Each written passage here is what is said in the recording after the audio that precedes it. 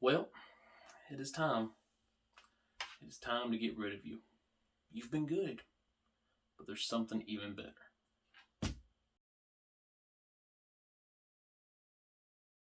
Hey guys, T2 out here. Welcome back to the Time Preparedness channel. If you guys have watched my channel for any length of time, you know that I love the Nightcore NU25. It's been a great headlamp for the last few years. It is the most popular video on my channel, 25 versus the NU32. But I have found something better than the Nightcore NU25, and that is the Olight Array S2. Now this headlamp has a lot of great features that we're going to go through. It has a few cons that we'll talk about, but as of right now, this is my new favorite. This is the Array S2, and it is a very impressive headlamp. This headlamp features spot and flood mode, and the brightest red light I have ever seen. It also features a hand motion wave control. So let's get into it, talk about what this thing can do, how you can control it, how you can use the motion sensor, the pros, the cons, the price points, and all that good stuff. So first and foremost, let's talk about size. It has the same size face as the Nightcore NU25. If you've ever worn this thing, it's basically like it's not even there. It doesn't leave any imprints in your head. It's super lightweight and super small. The face of the S2 is the same size, maybe a little bit thicker, but relatively the same size. It does offer a tilting head with 1, 2, 3, 4. 4 settings for your tilt. It offers a nice sweat-resistant headband with reflectors. So if you're out running at night, you will be able to be seen at least from the sides. This headlamp does offer a cord that runs from your battery pack, which is 2600 milliamps, to your headlamp itself. And on the back, when the flashlight is on, you will see the 6 LED red lights flashing.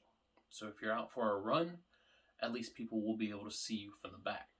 Tactical perspective, you might want to change that up or tape over it, but for most people, it's not going to be a problem.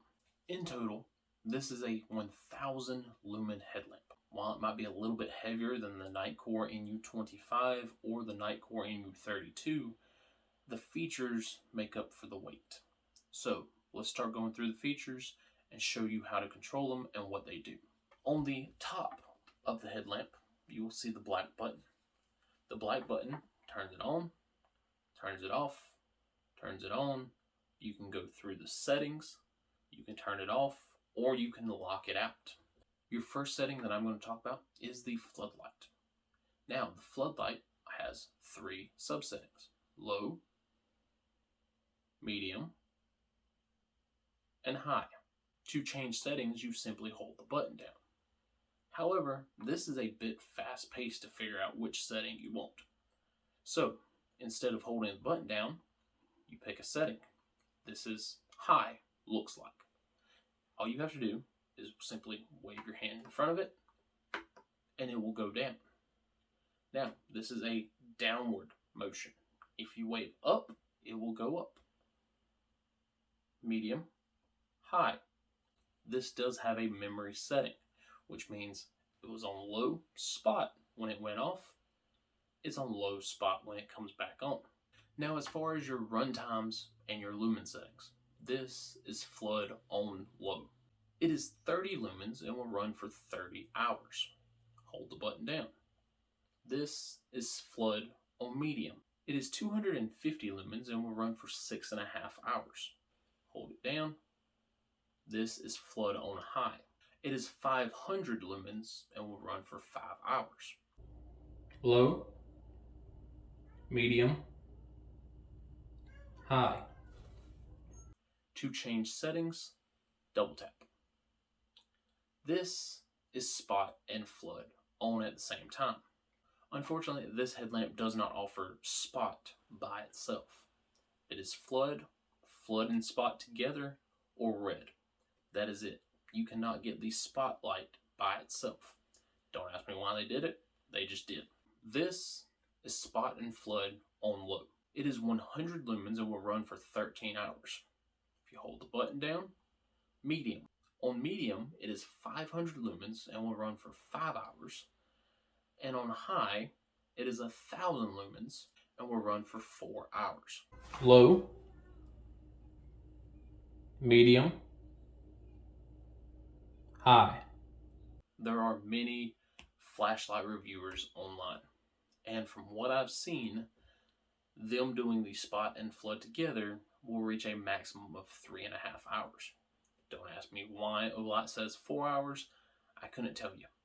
But 3.5 hours to 4 hours, 1,000 lumens, spot and flood mode. Turn the flashlight back on and double tap. Now, this is the brightest red mode I have ever seen. Compare this to this. Low is 40 lumens for 15 hours. If you are night hiking with a red light, you want to be able to see the ground. With this red light, not only can you see the ground, you can see everything around you for 15 hours. And if that's not bright enough, of course, we have different settings that we can run through. This is medium red. It is 100 lumens and will run for 6.5 hours.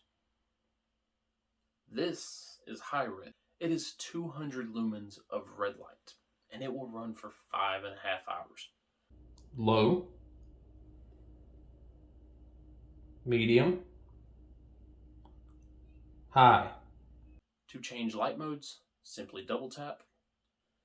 To cycle through, simply hold down.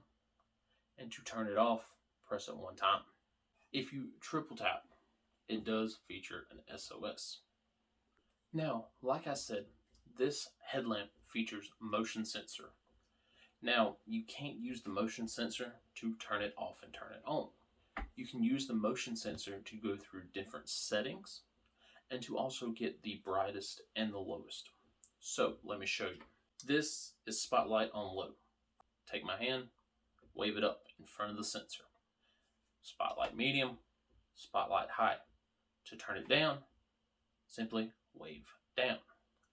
Now, this is the lowest white light available. You're looking at 30 lumens. If I quickly wanted to get to 1,000 lumens, I take my hand and I wave it this way. Now you have both spot and flood mode turned on.